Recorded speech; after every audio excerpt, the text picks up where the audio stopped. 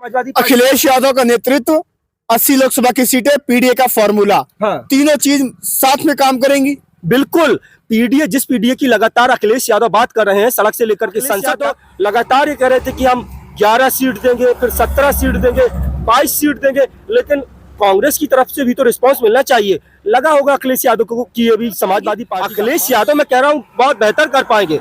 मुझे लगता है कि अखिलेश यादव को इस बार ये मौका है और ये मौका हाथ से नहीं जाने देना चाहिए। अखिलेश यादव को 80 की 80 सीटों पर अकेले जो चुनाव लड़ना चाहिए और उसके बाद आप देख लीजिए एक कम से कम एक का स्वागत है। मेरा नाम आनंद है। लोकसभा की तैयारियों में समाजवादी पार्टी ने लगातार एक के बाद एक पीडीए के संदेश के साथ प्रत्याशियों के नाम की घोषणा कर रही है। सवाल यह है कि इस बार कांग्रेस के साथ उसका गठबंधन रहेगा या टूटेगा। क्या समाजवादी पार्टी इस बार गठबंधन के मोह बंधन से टूट करके, अलग होकर के अकेले लोकसभा के चुनावी मैदान में उतरेगी? जी हाँ, क्या समाजवादी पार्टी लोकसभा का चुनाव 80 की 80 सीटें उत्तर प्रदेश की खुद लड़ने जा रही है? बड़ा सवाल है। अखिलेश यादव क्या सोच रहे हैं, मन में क्या चल रहा है, तमाम सवाल जवाब देंगे मेरे साथ मेरे साथी पत्रकार इमरान, जो लगातार पिछले कई महीनों से लोकसभा चुनाव की तैयारियों में जुटे हुए हैं और लोगों से लगातार बातचीत करके क्या माहौल है, माहौल जान रहे हैं। स्वागत है इमरान। बहुत बहुत शुक्रिया। क्या इस बार समाजवादी पार्टी गठबंधन के मोह से टूटेगी, मतलब अलग आएगी? क्योंकि 14 में गठबंधन फेल रहा, 17 में फेल रहा, 19 में फेल रहा, 22 में भी लगभग फेल रहा। क्या 24 में समाजवादी पार्टी अकेले चुनाव लड़ेगी और विजय हासिल करेगी? बिल्कुल। सबसे पहले मतलब जिस तरह से आप गठबंधन की बात कर रहे हैं, हम लगातार जो है 2012 में जब पूर्ण बहुमत की उत्तर प्रदेश में समाजवादी पार्टी की सरकार बनती है, 225 सीटों के साथ उत्तर प्रदेश के मुखिया अखिलेश यादव बनते हैं। उसके बाद 2014 में जब लोकसभा का चुनाव होता है तो उस समय जो है हालांकि कह सकते हैं मोदी लहर थी, लेकिन बावजूद इसके जब चुनाव लड़ा गया और उसके बाद जो है 5 सीटों पर समाजवादी पार्टी जीत हासिल करती है। उसके बाद जब 2017 का विधानसभा चुनाव होता है, बावजूद इसके जब समाजवादी पार्टी लगातार ये दावा कर रही थी, काम बोलता है और एक विजन वाले मुख्यमंत्री उत्तर प्रदेश में, एक ऐसा नया मतलब जो मुख्यमंत्री उत्तर प्रदेश वासियों को मिला जिसने पूरे 5 साल तक लगातार जो है तमाम विकास के अनगिनत जो है आयाम रच दिए, तमाम विकास के अनगिनत जो है काम किए। और लगातार ये सब होने के बाद जब 2017 में विधानसभा चुनाव होता है तो कांग्रेस से गठबंधन होता है। आपने देखा लगातार जो है लोग राहुल गांधी और अखिलेश यादव तमाम चुनाव प्रचार में देखे गए और उसके बाद ये लग रहा था कि ये जो जोड़ी है वो कमाल करेगी। 2 युवाओं की जोड़ी एक साथ आ गई थी और 2017 का विधानसभा चुनाव देखा। बावजूद इसके जो कांग्रेस पार्टी ये समझिए कि उत्तर प्रदेश में खत्म थी, 32 साल से उत्तर प्रदेश में थी ही नहीं कांग्रेस पार्टी। उस कांग्रेस पार्टी को उत्तर प्रदेश के पूर्व मुख्यमंत्री और समाजवादी पार्टी के मुखिया अखिलेश यादव ने बड़ा दिल दिखाते हुए लगभग जो है 114 और 15 सीटों के साथ गठबंधन किया और उनको सीटें दी। बावजूद इसके हासिल क्या हुआ, 225 सीटें जो 2012 में जो पार्टी अकेले दम पर जीतती है, वो पार्टी जो है 47 सीटों पर आकर के समाजवादी पार्टी रुक जाती है और जिनको 115 सीटें जिस कांग्रेस पार्टी को दी जाती है वो मात्र 7 सीटें जीतने में कामयाब हो पाती है। तो ये गठबंधन का असर हुआ। उसके बाद 19 का लोकसभा चुनाव हम सबने देखा। 19 के लोकसभा चुनाव की अगर हम बात करें तो बसपा और सपा दोनों क्षेत्रीय पार्टियां, दोनों मजबूत पार्टियां थी। ये लगा कि हो सकता है कि दोनों पार्टियों का वोट बैंक जब एक साथ आ जाएगा तो बहुत ज्यादा कमाल करेगा। लोग लगातार ये कह रहे थे कि 80 में से 70 लोकसभा सीटें जो है दोनों गठबंधन जीतेंगे, 60 जीतेंगे। बावजूद इसके मैं बता दूं 2014 में जिस बहुजन समाज पार्टी बसपा के पास 0 सांसद थे, एक भी सांसद लोकसभा नहीं पहुंचा था, वो 2019 में समाजवादी पार्टी के साथ गठबंधन करती है। समाजवादी पार्टी 5 के 5 पर रह जाती है और समाजवादी पार्टी 0 सीट से 10 सीटों पर पहुंच जाती है। बसपा जो है 10 सीटों पर पहुंच जाती है। इससे आप अंदाजा लगा लीजिए कि बहुजन समाज पार्टी को तो वो बूस्टर मिल गया जिसकी जरूरत थी। बहुजन समाज पार्टी तो एक बार फिर से जो लोकसभा के चुनाव में दोबारा जिंदा हो गई, क्योंकि 2014 में उनके पास 0 सीट थी। बावजूद इसके समाजवादी पार्टी 5 की 5 सीटों पर लड़ते सीधे 24 पे। बिल्कुल 24 की लड़ाई अखिलेश यादव क्या अकेले लड़ने जा रहे हैं 80 की 80 सीटों पर? बिल्कुल।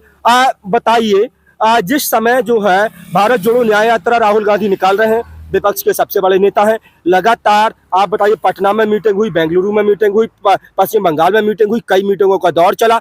जब ये कहा गया पटना की मीटिंग में, ये तय हो गया था कि जो पार्टी, जो दल जिस क्षेत्र में सबसे ज्यादा मजबूत है उसको नेतृत्व करने का मौका मिलना चाहिए। जाहिर सी बात है, अगर कांग्रेस पार्टी बड़ी पार्टी, मैं मानता हूं देश की बड़ी पार्टी है, नेशनल पार्टी है, तो उसको बड़ा दिल दिखाते हुए राष्ट्रीय पार्टी को ये कहना चाहिए कि अगर बिहार में आरजेडी बड़ी पार्टी है तो आरजेडी नेतृत्व करने का मौका मिलना चाहिए। उत्तर प्रदेश में समाजवादी पार्टी बड़ी पार्टी है तो अखिलेश यादव को नेतृत्व करने का मौका मिलना चाहिए। पश्चिम बंगाल में ममता बनर्जी को नेतृत्व करने का मौका मिलना चाहिए, तो पंजाब और दिल्ली में जो अरविंद केजरीवाल को नेतृत्व करने का मौका मिलना चाहिए। बाकी आप मध्य प्रदेश लड़िए, राजस्थान लड़िए, छत्तीसगढ़ लड़िए, कर्नाटक, हिमाचल, सब कहीं कांग्रेस जो है नेतृत्व करने की जो अधिकारी थी।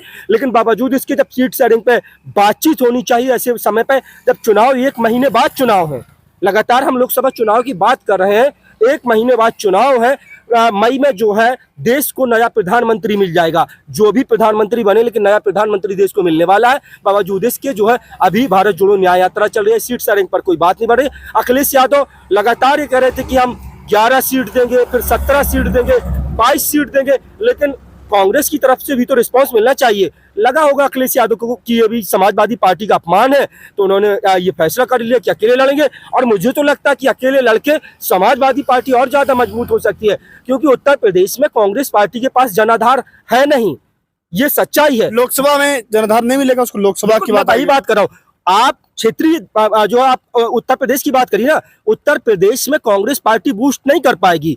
आप अगर बात करेंगे और अन्य प्रांतों की जहां कांग्रेस मजबूत है, पहले से उसके पास विधायक है, पहले से सरकारें रही, या हाल में सरकारें गिर गई, वहां कांग्रेस पार्टी बेहतर करेगी। लेकिन उत्तर प्रदेश में कांग्रेस पार्टी अखिलेश अकेले चलेंगे, चल पाएंगे? हाँ, चल पाएंगे। अखिलेश यादव मैं कह रहा हूँ बहुत बेहतर कर पाएंगे। मुझे लगता है कि अखिलेश यादव को इस बार ये मौका है और ये मौका हाथ से नहीं जाने देना चाहिए।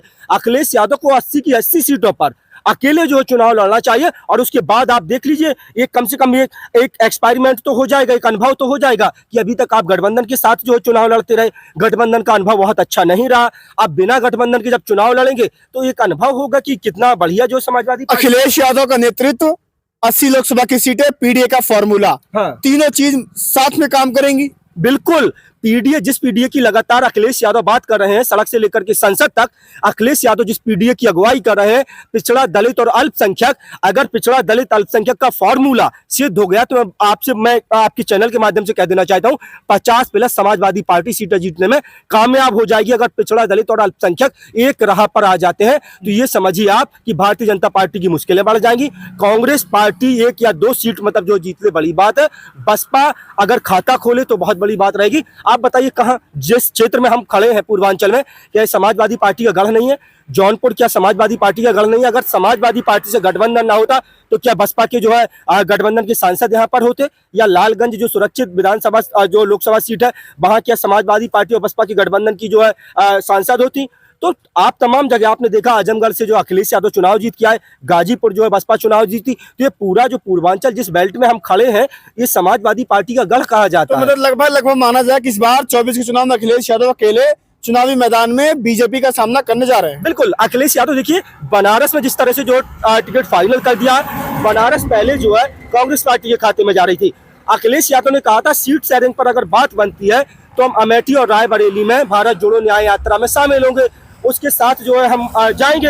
लेकिन जब सीट शेयरिंग पर कोई बात नहीं बनती दिखाई दी तो अखिलेश यादव ने आज जो है लिस्ट जारी कर दी है। उसके बाद आप देखिए, अभी तक पहली लिस्ट 16 उम्मीदवारों की, उसके बाद दूसरी लिस्ट 11 उम्मीदवारों की, अभी 5 उम्मीदवारों की और लिस्ट आई है, जिसमें साफ हो गया है कि समाजवादी पार्टी पीडीए का जो फॉर्मूला है उसी को लेकर के चल रही है। और उसमें पिछड़ा दलित अल्पसंख्यक, आपको तमाम जो नेता है वो मतलब जो थोड़ी बहुत नाराजगी थी, दूर हुई है क्या राज्यसभा वाले मामले को? बिल्कुल बिल्कुल होगी, क्योंकि जिस तरह से लिस्ट आ रही है, एक के बाद एक जो लिस्ट आ रही है, उससे जो है पिछड़ा दलित अल्पसंख्यक की नाराजगी जो है वो दूर हो रही है। और अखिलेश यादव लगातार वही मैसेज देने की कोशिश कर रहे हैं कि पिछड़ा दलित अल्पसंख्यक की जो नाराजगी है उसको खत्म किया जा सके। और लगातार आप देख रहे हैं, जहां जहां आप देखें, अभी तक जितने टिकट बंटवारा हुआ है, जितने टिकट बांटे गए हैं, उसमें पिछड़ा दलित अल्पसंख्यक की बराबर से उसका ख्याल रखा गया है, ध्यान रखा गया है। प्रसाद इमरान मौजूद थे, बातचीत हुई, फॉर्मूला समझिए। समाजवादी पार्टी पीडीए फॉर्मूले के साथ आगे बढ़ रही है। पीडीए फॉर्मूला को अगर समाजवादी पार्टी धरातल पर जमीनी स्तर पर सही तरीके से बुना ले गई तो बीजेपी के लिए मुश्किलें खड़ी हो सकती हैं। मैं कांग्रेस पार्टी के लिए कह देना चाहता हूं, कांग्रेस पार्टी ने बहुत लंबे समय तक एक छत्र राज किया है। मैं कांग्रेस पार्टी का विरोध या समर्थन नहीं कर रहा हूं, लेकिन एक छत्र राज होने के बाद भी आज जो है लगातार राहुल गांधी सड़क से संसद तक पिछड़ों की और दबे कुचले दलित शोषित अकलियत समाज की आवाज बुलंद करने की बात करते हैं। बावजूद इसके जब आपके पास मौका होता है, आपके पास ये मौका था, मध्य प्रदेश का विधानसभा चुनाव हाल ही में गुजरा, मैं वहां पर लगातार लोकसभा चुनाव को कैंपेनिंग कर रहा था, कवर कर रहा था। वहां मैंने देखा कि किस तरह से एक ही जाति के लोगों को वहां भर भर के टिकट दिया गया। वहां ठाकुर और ब्राह्मणवाद जो है कांग्रेस पार्टी का सामने आया। सबने देखा कि किस तरह से ठाकुर और ब्राह्मण कैंडिडेटों को नतीजा भी उसको मिला। बिल्कुल, और वही नतीजा था कि कमलनाथ का बड़बोलापन, दिग्विजय सिंह का परिवारवाद, कमलनाथ का परिवारवाद, सारी चीजों को दरकिनार करते हुए एक बार फिर से जो है वहां पर भारतीय जनता पार्टी जो जीत आ गई। नहीं तो जो चीजें थी वहां पर बहुत चीजें मतलब जो क्लियर हो सकती थी। आप लोग ये बताइएगा, क्या समाजवादी पार्टी को 24 का चुनाव अकेले लड़ने में फायदा होगा या नुकसान होगा? बड़ा सवाल है। समाजवादी पार्टी एक के बाद एक जो तमाम जो दल थे इंडिया अलायंस के साथ छोड़ रहे हैं, या वो सीटों के बंटवारे को लेकर के जयंत चौधरी अलग हो गए, उसके बाद से सुनने में आ रहा पल्लवी पटेल भी अलग हो रही है, स्वयं मौर्य पार्टी छोड़ चुके हैं, नई पार्टी बना चुके हैं। कांग्रेस के साथ बातचीत चल रही थी, उसमें भी थोड़ी उठापटक चल रही है। लगभग तय माना जा रहा है कि गठबंधन टूट जाएगा। समाजवादी पार्टी क्या इस बार यूपी में अकेला चलेगी? बड़ा सवाल, जवाब आप देंगे, हम भी जवाब तलाश रहे हैं। फिलहाल के लिए नमस्कार।